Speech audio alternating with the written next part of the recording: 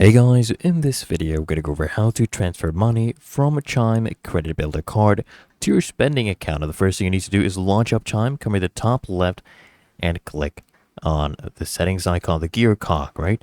And then click on Try Credit Builder, the first option right here. Okay, just go ahead and sign up for that if you haven't already. Then what you need to do is come here under your spending account, click on Add Money to Chime, right? So once we do that, I want you to come here under transfer money and pay bills, click on a transfer funds.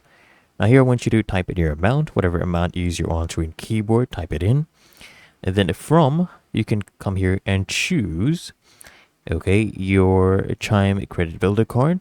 And here, go ahead and choose your spending account. If you want to swap this, you can just click on this icon. And then I want you to go ahead and click on transfer, just review everything.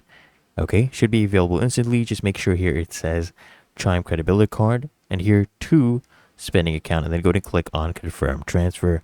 But otherwise, it's really that easy and simple. So if you found this helpful, smash the like button and subscribe to find your solution.